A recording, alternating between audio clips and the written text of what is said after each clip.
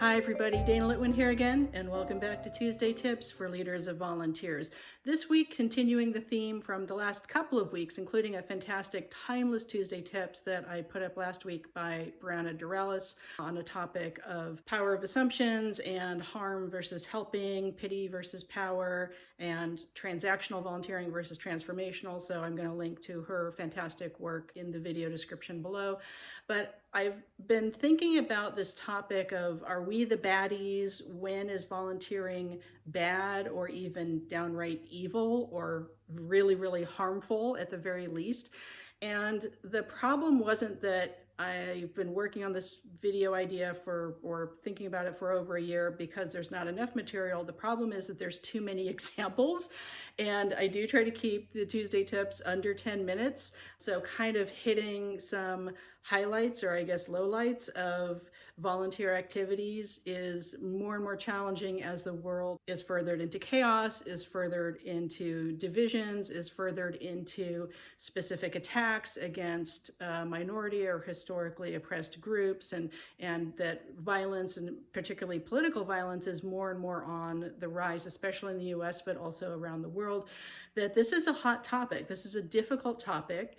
And for those of us who are leaders of volunteers, or just anyone who works in the nonprofit sector, typically, no one's in this work to get rich quick. Our hearts and our souls, our spirit, our emotions are typically very heavily invested in the causes that we support. And it can be difficult to hear, especially for people of my skin tone or age group, that we're actually causing more hurt than we're helping, or we're causing harm. And so this video is going to talk about when there's accidental harm out of ignorance or lack of cultural competence or cultural insensitivities, and when there's groups that are technically nonprofits or even all volunteer run groups that are genuinely calling for violence and are armed and are doing violent things and have members who've been convicted of very violent, terrible crimes. To kind of go from the least harmful, most common,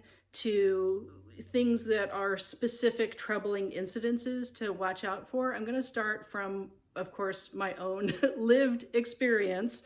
And I was at a volunteer conference, a local Bay Area conference in Oakland, California, several years ago, I think less than 10 years ago. So political times were not as volatile then. And this is a very common situation where a member of a corporate volunteering team, a corporate employee team, was speaking about how wonderful their experience was picking up litter in downtown Oakland and in nearby parks.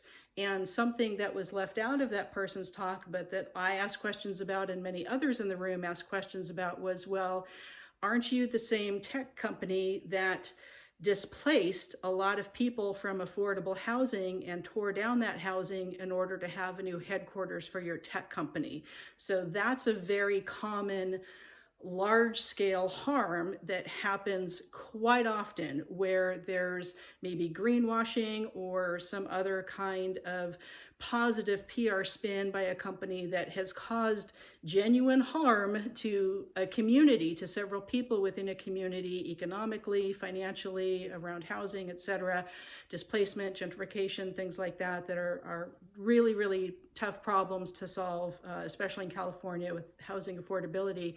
So that person, to their credit, was taking the questions respectfully, but they were very taken aback because from their point of view, they were doing a good thing, and they were certain that nothing bad could happen from what they were doing, and it fortunately sparked a really good conversation around that. But that's extremely common, where a corporate team of employees from a corporation that's maybe, polluting an area or doing some other kind of direct harm or suppressing wages in the area, whatever it might be, they come to volunteer and they think it's going to be happy-go-lucky and the community will welcome them. And that's the furthest thing from what actually happens and how people actually feel about it.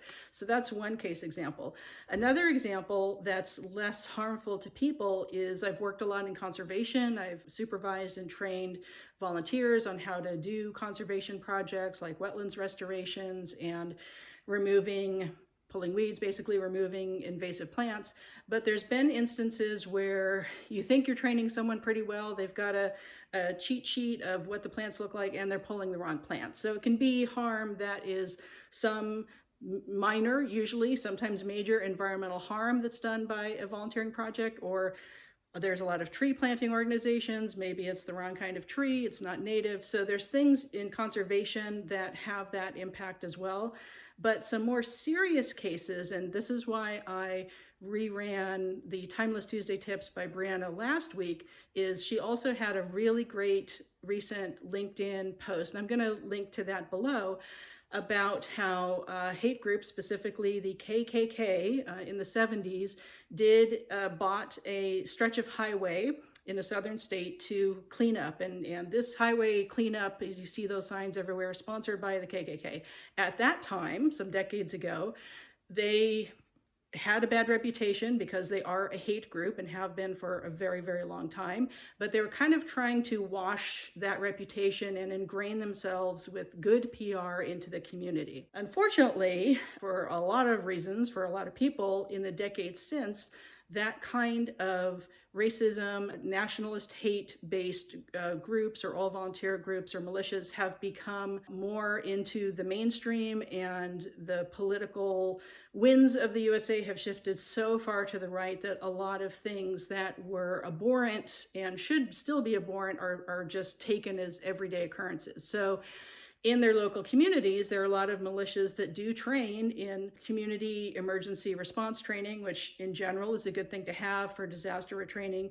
But that's also a group, even if you're volunteering with them or you see that they come and help after a disaster, that's a group that inherently has a hateful cause and a racist and hateful message. And whether you're a part of that community, whether you align with those values or not, it is absolutely true that groups that, particularly violent militia groups that are on hate group lists, are dangerous. And so that's a very direct kind of violent harm that's being caused by supporting that or volunteering with that. And that shouldn't be washed away or whitewashed away specifically. We also have recent budget bills nationwide, the big budget bill that takes away the guardrails from nonprofits being nonpartisan or apolitical, and particularly takes away the guardrails of separation of church and state, so that churches can now very directly, thanks to Citizens United decision in 2010, very directly support political candidates, which, all of these things not that long ago were absolutely forbidden, absolutely unconstitutional. But we've shifted the Overton window so far that trying to volunteer thinking you're doing good in the community can have a lot more complications. So aside from those kind of bigger, more extreme things, there's also the very common, along with some corporate volunteering, voluntourism. There's been a lot of articles. Jane Cravens has written a lot of great blogs about it, and I'll link to her blog as well. But the problem of voluntourism, of paternalism, white saviorism, again, lack of cultural competence, cultural insensitivities of groups of temporary, usually Western or usually white volunteers going to African countries or South American countries or Asian countries and volunteering for a project. And again, usually with good intentions, but not realizing that it can be exploitive, that it can throw off the local economy, and there's a lot of other problems and complications with that. If you're signing up for a group, do your due diligence. Make sure that the cause and the group and their background really aligns with the good that you think you're doing, that you want to do. And again, this is going to be across a value spectrum, but there are groups that are nonprofits that can do things that previously were not allowed or were at least not constitutional by US law. Check wherever you are around the world. I'm really interested to see if you have other examples. Please put those in the comments. Again, this is kind of a big topic. I was pretty sure I couldn't keep it under 10 minutes, but we're around 10 minutes, so I'll do my best here. Thank you for tuning in to Tuesday Tips. I hope you do have a good rest of the week. Please stay safe and be well, and we'll see you next time with more Tuesday Tips with some guest stars and more priceless advice coming up with other expert leaders of volunteers. Take care.